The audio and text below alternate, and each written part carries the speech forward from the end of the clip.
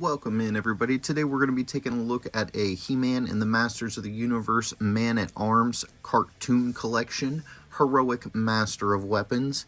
And as you can see here, he's looking really sweet. It is the cartoon collection, so everything is smoothed down. The belt, the armor, everything's just kind of smoothed out. We've got minimal details going on in here. I can't wait to get this guy out of the package. Man-at-Arms is one of my favorite figures, so this is going to be a really fun one. As we flip it around to the back, got some really cool artwork up at the top. It says modernizing and celebrating the original 80s Masters of the Universe animated series as seen on the Dragon Invasion. So here's a little clip from the Dragon Invasion. Down here it says it includes the Stasis Ray, and you can twist him into powerful battle positions. Also in the wave we have a Skeletor, Beastman, and He-Man, so it'll be exciting and fun to get these guys all unboxed. This is a new Masters of the Universe line, and Masters of the Universe is my favorite, so I'm happy to have this guy and this new wave of figures coming out, so let's get him pulled out of the box.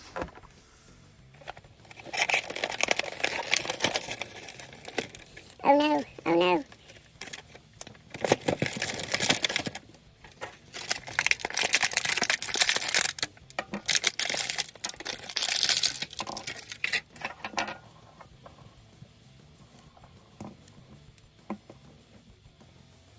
Alright, so there we got Man-at-Arms pulled out of the box. We're going to go ahead and hook him up with some of his accessories and take a closer look. Alright, so there he is holding his Stasis Ray, which I find to be really cool that he can get both hands on it like the picture. I was going to be kind of disappointed if he couldn't bend both hands together and hold it two-handed. It would have almost been like, what's the point of this? But he does look really cool. Again, everything's all smoothed out. The boots are all smoothed out. The belt, all of the armor. We do have armor on both arms. And as you know, traditionally, Man-at-Arms only has armor on one side. So definitely cool to see the armor on both sides. Again, smoothed out. As we flip him around to the back, smoothed out. No place for weapon storage. It would have been cool if there was a place to hook this on there, but it doesn't look like there is. These two pegs will pop loose, and then you can swing this over the neck peg to take the armor off. I'm not going to take the armor off. By now we all know what a Origins cartoon collection buck looks like, and once you start messing with this, as you can see, mine's already a little bit loose right here, so I don't want to get that any looser than it already is. We're going to go ahead and take this Stasis Ray out of his hands, and we'll take a little bit closer look. It is hollow down to a point, and then we've got minimal detail, but still enough to make it really cool. Nice accessory. We'll put a little clip from the cartoon if we can find it in there. But that is the Stasis Ray. And then we have his mace, which is definitely a little lackluster compared to what we're used to seeing. It almost looks like a balloon with a band around it. So it is cartoony for sure. That is definitely missing all the little nodules and bumps that come out of it. But really cool. And he will hold this in his hand if you choose to pose him with that instead of the Stasis Ray. It's totally up to you. Choose your own weapon. As far as his articulation goes, we're going to go over that now. So his head can look to the left.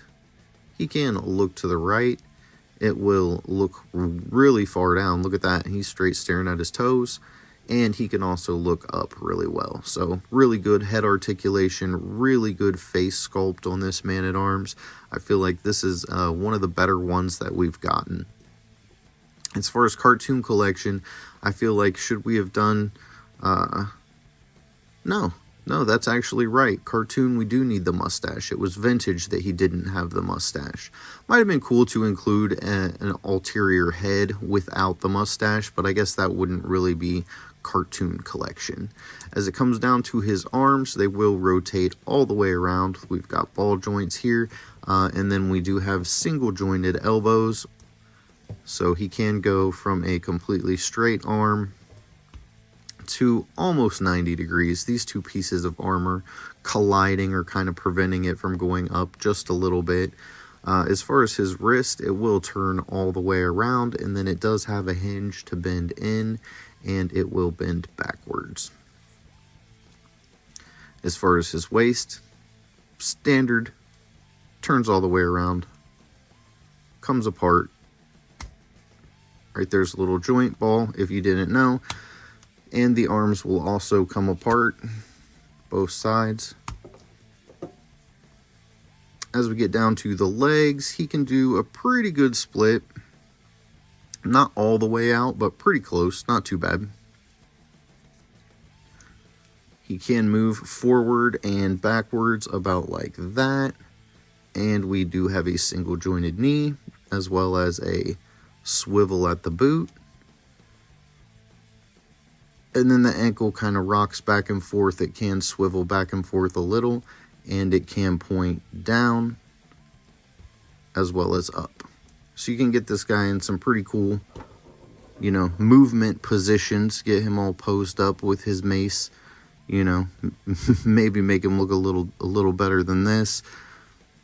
But you see what I'm talking about. You could get some cool stances going on with Man-at-Arms here.